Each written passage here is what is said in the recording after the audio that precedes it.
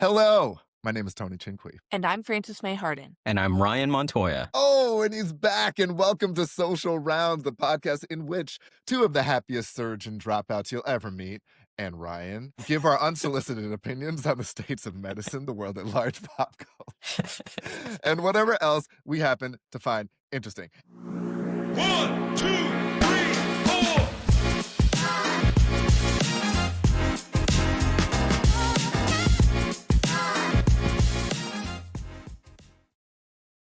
And guys, Ryan Montoya, he's back, bitch. We can't keep him away. He just I keep keeps knocking on the texting door. us. He's always Yeah. just in our ear. Like, when Yeah, can I be yeah. on the show? Tony, you're great. You're an inspiration, but I'm like way better than Frances May. Like, here's a Yeah.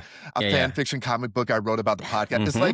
It's like Sliding so into much. DMs. Yeah. It's All different forms of communication. Yep. it's exhausting as part of the problems with fame that we have now, Yeah. and it makes us Yeah. uncomfortable, but we're like, Yeah. fine, damn, come back. So Yeah. welcome back, Dr. Ryan. Well, thank you for that intro. I'm sure we haven't scared off any listeners, but the other thing is I looked up the law, and if you appear on a pod Law. 3 times, you officially become a friend of the pod. So that's the only reason I wanted to make this Squatters' appearance. rights. Yeah, Squatters' rights. she said he went to the book. He's like, I'm doing research, guys, and right. officially by That's law, right. you can't get rid of Correct. me now. Friend of the pod. Yep. The book is just like a journal he has at home. And he wrote, if a man goes on a podcast, 3X. Correct. Yeah. And He I is. consulted with. That's how Yeah, most yeah. laws governing Laws are men's written. behavior. It's true. It's work. true. Yeah. We Yeah, just yeah. write down a thing that's supposed to be a thing, and we just Yeah. start doing it. We act accordingly. Correct. Yeah. Well, congratulations, Ryan, for breaking the glass ceiling on becoming a friend of the pod. It's really inspirational, I'm sure, to everybody else. What do you have That's to right. say? What do you have to say Well, for yourself? for any little kid listening, first of all, what are you doing listening to this podcast? Second of all, Leave. you Get have out. leave. But if you Go are to still school. listening, reach for the stars, okay? Don't let the police, the courts, alimony lawyers, don't let anyone tell you what you can't do, okay? Mhm. Just go for it. Mhm. That's my advice. And same. That's amazing. Frances May, how do you feel about this guy and just his encroachment? I mean, I stay on my Machiavelli shit. Truth. I do like, on one hand, the motivational talk from Ryan. You miss 100% of the shots that you don't take. I'm a big believer in sliding into the DMs. If I could slide into one person's DMs, it would be Josh O'Connor. Ooh. I haven't done Alright. it yet. Oh, but man. Ooh, Are you the vampire from Sinners? Is that guy or the guy from Knives Out? Knives Out. Which one? And Challengers. Nice, I'm getting my Irish last names mixed up. I have Yeah. not seen Sinners, so I don't know. But have you Sinners seen is great. Challengers? Well, the Challengers guy. Oh, was yeah. in yeah. Okay, Oh my yeah, God, he's the good. Challengers boys. Don't He's even get me good, yeah. started. The And like, Challengers boys, Mhm. so if I take the Ryan Montoya approach and I DM Yeah. those guys every day Yeah. for a Yeah. year, and Yeah, then I yeah. end up in their orbit and like on Yeah. their show, then Ryan Yeah. can have my full-time spot on this show. That's you guys right, will that's never, right. you'll never hear from me again We'll if never see if you I again. get a message back from one of these Challenger boys. I think that approach works. Okay. I think that approach works. I don't know if you've thought this all the way through. I wouldn't leave your day job if that was the case. Like, if he DMs you back and it's just like, Yeah, oh, it just hey, is after like- your 400, then what's your next move? Like, have you thought what you do next? Or are you just throwing it all away? I mean, I'm gonna Well, have your to think silence this is through. reassuring. Yeah. No, of course I didn't think it through. He has the template, pipe- the email template open right now, by the way. She just looks at it, fiddles with it every few hours. I respect that. Of course you respect it, because that's what you're doing. That's what you're doing here right now. And Wow. it's to your advantage. Ryan, okay, here's the perfect way to just close the loop of Yeah. a madness, Yeah. is that Ryan makes a fake account for Josh O'Connor and does Yes. start DMing Oh me my back. God. And Oh, then this is great. he effectively gets me off of social rounds, plays me off the stage that way. Yeah. It's I mean, only it's when easy enough to get photos of him. I have to pay for the blue check mark, which is kind of annoying That for is the tough. account. But I think it's worth it. I mean, worth Anyway, it to get keep rid of checking. me from this Yeah, show, right? okay. Keep checking your DMs. Wow, Francis. yeah. We've gone off the rails already, guys, but be on the lookout for the IG handle, It's Me, the real Josh O'Connor, because you might just be playing into Ryan's hands. Well, we're gonna take that as a cue to move on to our first segment, which is social rounds. So this is where we will all become your life attendees, because it's become abundantly clear that many of you out there are in desperate need of guidance, and we've got the kind of wisdom that only comes from running out of fucks. And today's question is, where's your joy at? And I was thinking about joy. It's coming off Christmas, got me feeling some type of way. And by joy, I don't just mean like the things that you feel are funny or just like things that make you smile, but like the joyful practices that keep you whole. And we here at Social Rounds, we're known to be grown and sexy. And with that status comes the understanding that our joy cannot wait and must be embraced and experienced out loud. But I think we know that so assuredly now because we've been through those moments in medical training and in medical practice where our joy was stomped on with extreme prejudice, or even sadder, given up willingly just in order to survive. And we don't want that to happen to you guys out there. So I thought we could talk about the practices that give us joy, whether we were able to keep them alive when we were in practice, training, who tried to murder our joy, and what we'd tell the current generation of medical professionals out there about keeping the good shit in your life alive. So Francis May, talk to us. Talk to us about joyful things. I now am not on my phone, barring Ooh. an extenuating circumstance, for the first several hours of being awake. Awesome. I am just not doing it, and I feel immediately so much better. Of course, I understand like this is not doable or applicable for all, because I will share, I first read about this when I was a new senior resident. I read an interview that Jennifer Aniston did with a magazine.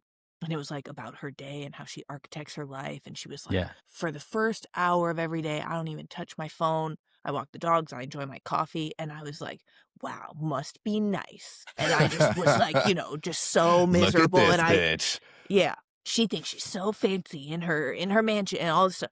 But certainly as a resident, when I was waking up at the crack of dawn, 5, 6, whatever, middle of the night on call, I was using my phone at full brightness to like help wake me up. So it even further was like this vehicle of unpleasantness for me. It worked. Like it just would help me get up in those instances. But I was like, wow, that's so highfalutin. And anyway, I now do have that level of control over my life, unless Tony wants me to record at like 4 a.m. Central Time again, which That's I'll right. probably say no next time. Yeah, it just really like social media kills my joy. The little evil cell phone box and screen kills my joy. And I would encourage people, if you have days off of the hospital, if I could go back, I would take those more seriously. I would use one of those lock boxes that people put snacks in or cigarettes if they're trying to quit smoking. You can lock your cell phone in there. You can use the Freedom app, which will like selectively turn off whatever apps you want. And I've used it to brick my phone before, where Ooh. I still want my iPhone for photo and video, and that's it. Yeah. Yeah. You brick the rest of it. You can do that. When I use the Notes app a lot. So literally I'll be like, we like camera, photos, Notes app, brick everything else. And so I encourage people to do it. It is not to be that annoying person. I'm Jennifer Aniston in this scenario, but like it really makes a huge difference. So wait, I think what the kids would be asking is, what do you do without your phone? Like, what are you doing during that magical hour of the day? Like, do you read a physical book? Do you look at the sunrise? Do you like smell flower? Like what do you do? What can they Well, do? Again, at the risk of sounding like Jennifer Aniston, just Gonna take be this with a grain this of is gonna be salt. some crunchy Not every ass shit. No, not every day is this good, but like Granola yesterday was bullshit. no, I don't like granola, but okay, so yesterday I got up, like I just slept until I naturally woke up. I got up, I kissed my dog, we went out to the kitchen. I just like sat at the counter and thought for maybe like 20 minutes. Colin made me a coffee, I drank the coffee. I went into the That's sauna for an awesome. hour. I read half of The Tipping Point during that time by Whoa. Malcolm Gladwell. I Yeah. really am enjoying it. I left the sauna. I stretched on the mat for like 20 minutes. Then I went and took a bath. Like, I literally just took a bubble bath. I mean, again, I Amazing. acknowledge this is a Jennifer Aniston ass day. This is not like advice from me to a resident of like, your day Yeah. would be better if you just like did all these things instead But of you were going to the hospital. present. You were present for these Yeah. things Yeah. that you're doing. Like you're doing very like aware and sensory things with your time. You're like, you know, going in the sauna, you're stretching, you're like working your mind, reading a book, you're sitting and being alone with your thoughts for 20 minutes. Like it's like that's very difficult to do when you know there could be something updating on your phone that, you know, some new shit on your timeline. It's hard to do when you have that there. So taking that away, you know, there's so much you can embrace. And it sounds honestly, it is very privileged Jennifer Aniston stuff you're doing, but the spirit in which you're doing it, I think, is universal. And I would even go farther to say that it is extremely possible to do all of those things not present. Because, like, I actually, you know, I had, like, wellness routines and, like, I was doing some of those actions just still miserable out of my mind. Whether, like, Gilmore Girls is playing loudly in the background or if I just have my comfort device in my hand, like, I just, it has changed how I approach it. And to cite a movie that I know Tony does not like, but if many people have seen Tenet, for me, this is like when the girl dives off the boat. Like that's my, Who that's even me. remembers parts of Tenet? I don't think Christopher Nolan remembers I that. oh my gosh, I like it. I like it more than you do. The tall girl falls off a boat. That's why you remember it. She doesn't fall off. She dives off the boat. Yes, I am the tall girl diving off the boat. I better tune in. Metaphorically. That is awesome. And you shouldn't wipe away the Jennifer Aniston references. We should all, you know, strive to be Anistonian. I mean, like, that's pretty good. I think that's really, really good.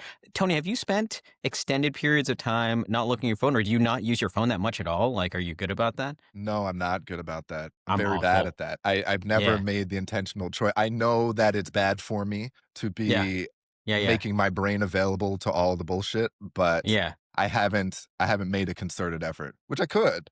I just have not. I've tried. The most success I had was I quit Instagram for 6 years. So like I just took it off and like closed my account. And then what I did was I'd read about this and it worked at least a little for me before I had kids is I made my phone black and white. So you can go under accessibility and make it black and white. And some people are like, oh, that doesn't work. For me, I cannot describe to you how boring the phone becomes when it's not properly grayscaled. So people will send photos or videos and I'm like, this isn't even, is it worth changing it back to color scale? And for the most part, sorry, siblings, whenever they send stuff, I'm like, this content is not even worth it. Like, it's not even worth switching back to color. Your own family's content. My own family.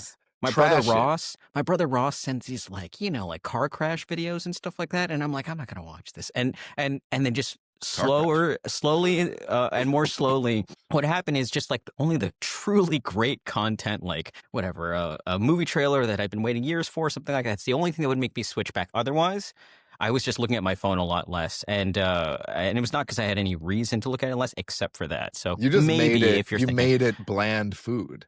I made it bland food. You made it unseasoned. Correct. Wow. That's actually pretty clever. Try it. It might work. The people are getting some tips here. But okay, so let's go to Dr. Montoya here. So talk to me about your joy and who sucked it away from you. And who sucked it? So I think I sucked it away from myself when I was in residency training, and then, you know, in my first few years of practice, I abhorred the idea of doing things in small pieces, right? So when I'd give myself an excuse not to draw, because I'm a comic artist, I'd always say like, well, if I draw, I'll only be it for like 10 minutes. You can't get anything done in 10 minutes, and it's not even worth it. You won't even be able to do warm-up exercises. And this can become a refrain, at least for me, for anything, right? And there are all these things I wanted to do, and I said I'd do, and blah, blah, blah.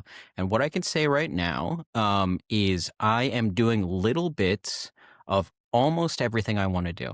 Okay. And that's a version of what Frances May is doing, where it distracts me less when I'm talking to my kids or I'm hanging out with my kids or my wife. Like, I feel less need to be doing stuff because I know in the back of my head, I have gotten a little piece of something done. So for instance, I say, I wish I read more, right? Because I'm a slow reader. Everyone's like, oh, these are the best 9 books I read this year. I'm like, what the fuck? Like, I can get through like 3 books a year because I'm like a slow reader. But I'll read like a few pages a day, which is nothing. And you got to go back and like remember what you were reading. I do that. a little bit of exercise. For drawing, I always said I want to do balance digital and analog, and I do a little bit of it every day. And I'm looking at my sketchbook right now. It's on my desk over here, and it's got like a lot of shit in it, like true shit, but it's good. It like represents time passing. Like I can look through September, October, November. Language, I'm learning both Serbian and Greek right now. Serbian, I was familiar with in the past, but it's one of those things where it's like, oh, if I just had time, I'm going to do it. And I just never will have that time. And so I'm just doing it little by little. And I don't know if I'm not going to be fluent. I'm not going to be holding any, like lectures in Serbian. But you're moving forward. Yeah, like everything's moving forward bit yeah. by bit. Yeah, I can order muffins at a bakery. So that's something. God, yeah. Look at you, Serbian muffin.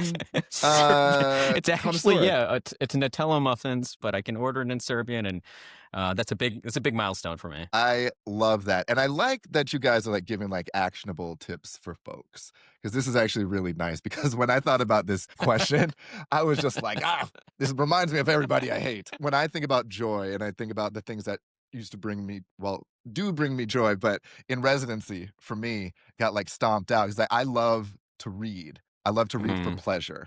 And I love to read fantasy books. I love to read YA books. Like, I just love a good story, right? And like, I went to school with like dickhead smart people who used to give me a lot of shit about reading fiction. I should be reading, like whoever obscure president's biography, and I'm there reading Stephen King like an asshole.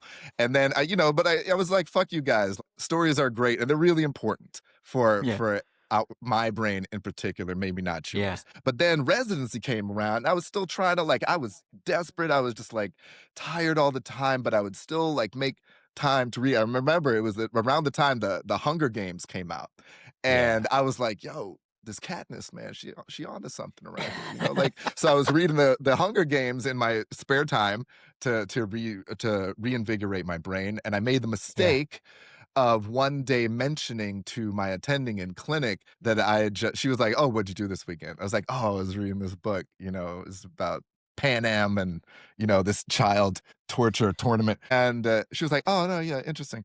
And then, like, we did clinic. And at some point during clinic, like, I didn't know the answer to a question in clinic. Yeah. And she didn't say nothing. But then it showed up on my evaluations later on that month, like, oh, and this apparently what all the attendees were saying, like, oh, Tony got time to read for pleasure, but he don't have time for the textbook. This is fucking bullshit. I was just like, oh yeah, is that true? Is that true, you bitches? So cool. So it was weaponized against me. My joy was weaponized. And it made me so sick that I had to it took me years to like find the confidence in myself to be like, okay, it's actually a good thing to do these things. You're not allowed to do these things while you're in training. Correct. And I think that it's really important for folks to remember that if you are working in a place that is not safe, like for you, and it's hard to know that until you experience something, but assume that when you're in training, it is not safe. Just assume that. Yeah. Okay? Because you don't know the expectations that are not being told to you. It's okay to keep what's yours close to the chest and keep it yours. Okay? Like, it doesn't have to be anybody else. I was like, if one of those attendings at some point like ran across like, Ryan's drawings, and like, oh, this shit's pretty good, but like, you didn't Why take drawing that Spider-Man? I better get everything right at clinic. You draw Spider-Man, but you couldn't take that old lady off the vent last night, Montoya. Get that shit out of here. Like, that would have devastated you. So like, 100%. It's just like, 100%. So I'm just like, guys, like, don't let them do that to you. Keep your stuff yours. Because it's too valuable. Correct. Can I give a related story to that? So when I was in training, Sure. I was working on this preceptorship about substance abuse, and I was working with this other student, and we got to see methadone clinics, and we got to see the way that people were treating opioid abuse in Worcester, Massachusetts. And I remember I was working with this one preceptor, and he had this poster on his wall on how AIDS affects the body. And it was like this diagram, this like kind of drawing. But the guy that they drew looked exactly like Keanu Reeves from Bill and Ted's Excellent Adventures, like exactly like Keanu Reeves, right? And so I'm sitting there and I'm like distracted by this poster because like Keanu Reeves has AIDS in this poster, right? So I was talking about how it affects the lungs and the kidneys. And so at one point I just started laughing. I'm like, does that not look exactly like Keanu Reeves? And my friend was dying laughing. My preceptor was not. And then in my evaluation, It's it like said Keanu's my like, brother. I said, it said like, oh, I did fine or whatever. I didn't do fine or whatever. And it said, doesn't take this seriously. Made a joke about Keanu Reeves on the, I'm like, what the fuck? It's on my actual medical school record at UMass Medical School. Like on one of the evaluations, I'm like, this preceptor knows who he is if he by chance is listening to this. And like, screw you. Like it really depressed me. Like it really took me out of the, knocked me for a loop. Fuck that guy. That is just like, come on. But that's what they do to us. You know what I'm saying? Yeah. Like, that's what Yeah. they do. Like, I know. And then, go ahead. well, Yeah. then people are like, how come doctors don't have personalities? How come they are like just husks of people, like It's haunting beaten the out of us. hospital and like Correct. not connecting with patients and families? And it really is like years of this program. Yes. Yeah. It's such bullshit. Don't let them do it to you. They want to. They want to just suck it. They want to That's how they joy win. vampire all your shit, but don't let them, guys. It's so valuable to you, your sanity, your soul, and honestly, it makes you a better doctor to have some dimensions Correct. to you. You know what I'm saying? And if you are not sure where your joy is, what in this world can give it to you, try blacking out your phone or try putting it away. You know what I mean? Get in touch with yourself. It's hard to do. It takes some work to unplug and really get in touch, but it's worth it, guys. Take it from us, these old husks on the podcast. Let's move on. I just want to jump in to the Ryan section because when Ryan comes to the pod, Ryan comes prepared, and he's got a new segment that he made up, and it's gonna be excellent right. and spicy and strange. Yeah. So But if I'm it's just not, gonna, I I'm get just having all you the go. blame. You That's will right. get If 100% the blame, and we will stop responding to your text messages. But Tony's okay. like, I will take half the credit if it's a good segment. Correct. Yeah, 'Cause no, if it's great, then we all yeah, get paid. you're like Yeah. the producer of this segment. Okay. But before we go on, Frances May, what kind of tea you drinking there? That's a nice, warm, welcoming big cup. Or is ass that cup. coffee? Yeah. It That's is an coffee. iced latte. Woo. Okay. Just curious. Watch me Looks like good. pour it onto my keyboard showing you. Yeah, just a nice latte. Colin made that for you? Good for you. You know, and this really speaks to like how Colin and I have made it work. We're going on 10 years now. We have one of those fancy coffee makers in our house, Yeah. latte maker or like Yeah, I I thought don't you were know, gonna say espresso hot machine. dog makers. It was tough.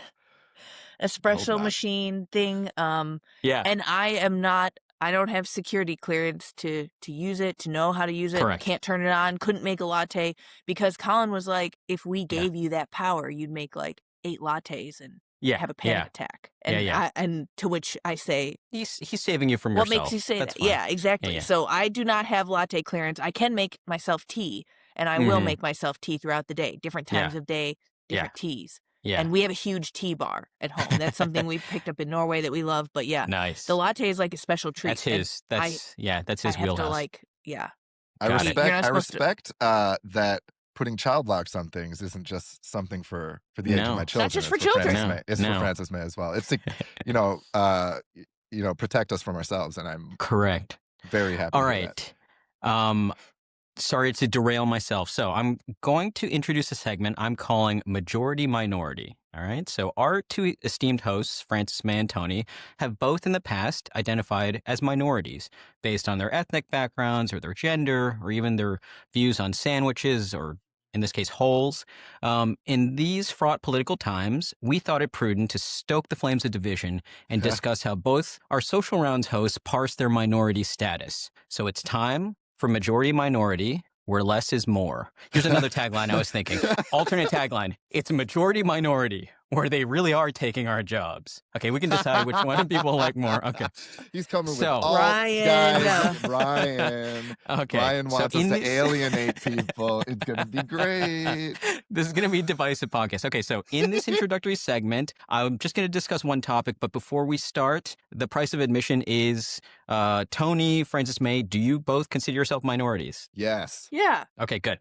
The first part of the major topic is what minority identifier do you use the most? And this is all depending on context. So we're talking about right now, today, which minority identifier do you use the most? So for instance, I'll talk about, for me, I identify myself as an American the most because situationally, I'm here in Serbia, and that's what comes up the most. Oh, where are you from? And when I'll have to answer with American. So I'm an American minority here in Belgrade, Serbia. But when I'm back in the U.S., it's obviously different. So what identifier do you use the most as a minority, Tony? Black. Okay. Easy. That's the one that comes up. Yeah, the most. wherever I am, wherever on Earth. Interesting. Okay. Yes, No matter what. even though it means something kind of Different. different here in England. For sure. Yeah. And a lot of people are interested in my Americanness. Yeah. I The know black part comes up first, yeah. whether they say it or not, they're interested You in the can blackness just see the look first. on their face. They're like, when is he going to talk about being black? Yeah. Mhm. And Francis May, what minority identifier do you use the most currently? Yeah, honestly, can I say woman for that? Yeah. I think it's Because- probably just woman. Yeah, because it wouldn't be necessarily just women, because there are more women than men on Earth, but it's more like women in your space, whether it's startup space, medicine space, surgery space. I think all those women are minorities, right? So is that what you're thinking? Yeah, exactly. And just when I was younger and like didn't see, I just Sure. really did not think that the experiences were different. Like when I was Yeah. 20, I don't know. I was like, I can Yeah. be this man when I grow up. Yeah, And I'm just saying, yeah. I think that literally every single day it comes up. Like there's something uniquely like this happens to women and this is a shared experience. And I just marinate on what bullshit that all is. Got it. Okay, so that is a perfect intro into the major topic I wanted to talk about. The major topic is this. We'll start with you, Tony, if you want. When was the first time you realized you were a minority? What was the first memory where you're like, oh, I'm part of a smaller group of people compared to the majority? Or if Francis May, if you can think of it first, go ahead. I actually have my first one. Yeah, And why I'm don't you gonna go? use I'm trying to remember it. Yeah. Go ahead, I'm going Francis, way man. back.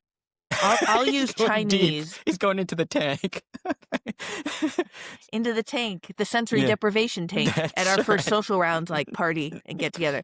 That's right. So for me, because interestingly, like woman, and again, like that Yeah. female experience, it Yeah. literally, I don't even think I really understood until 30. So that isn't like the early memories, but Yeah. Chinese would be. So when I started at a new school, a Catholic grade school in 3rd grade, I showed up on the first day of school and I had this assigned seat next to this kid. He literally just stared at me. I was the only Asian Yeah. person at the school, entire school. Yeah. And he just stared at me with his giant bug eyes. And he said, "You look so weird. You literally look like an Whoa. alien."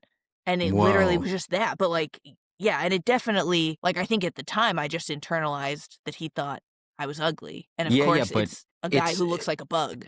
Yeah. But and he's saying the quiet part out loud. He's really just like, I'm gonna explicitly make this a core memory for you, and you look weird and different like an alien. yeah, and I think like 3rd graders, I mean, are just so literal. So he Mean. really like, but literally Mean. weird and alien. And that made me say, Brutal. am I gonna be different from everyone else here? Yeah. Like, what are the vibes? Yeah. That's horrible, but kids are fucking mean. They're so mean. Like the meanest things on earth.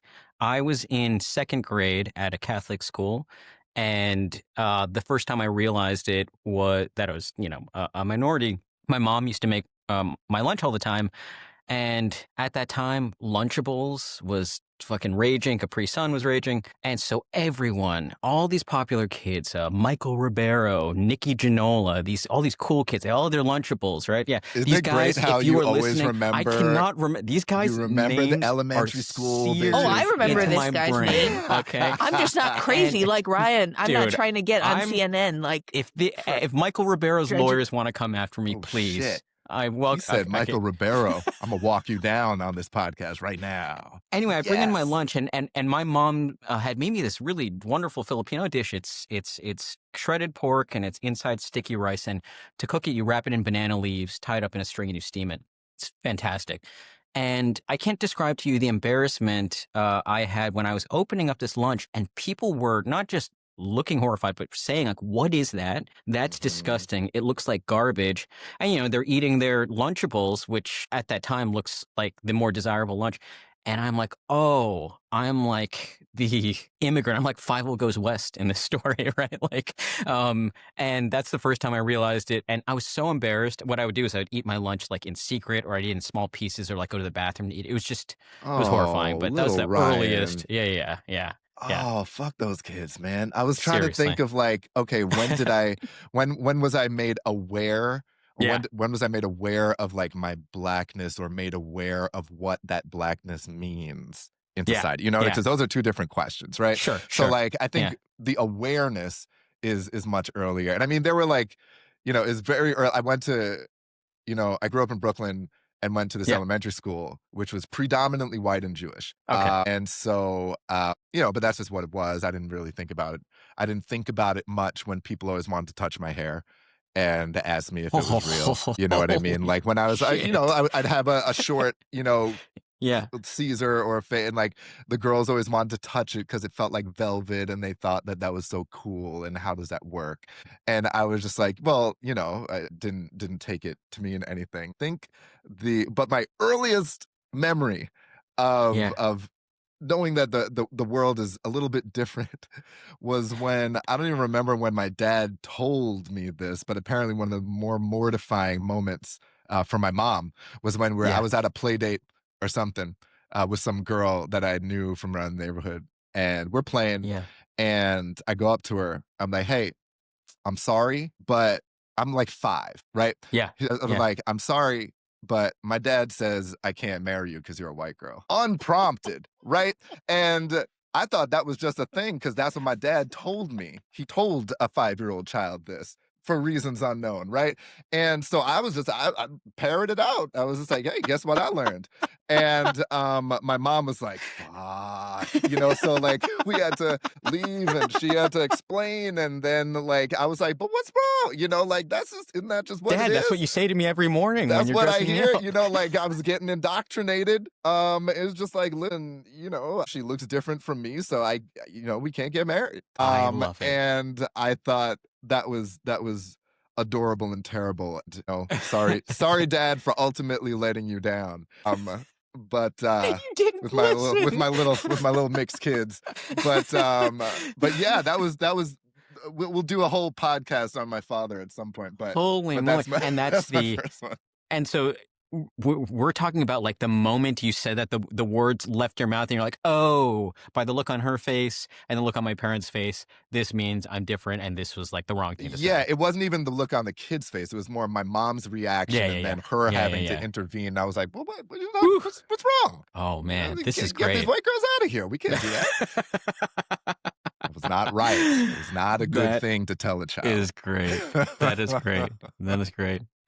Well, this, I think, has been a very successful segment. I did not expect to go this deep, and we did. And so it just means that if we continue this, we'll just get deeper and deeper into the dark past of all of our histories. I think it's going to be really, really great. This is good. So this is a recurring segment, guys, where we're just gonna play minority majority and just I mean, but you know what?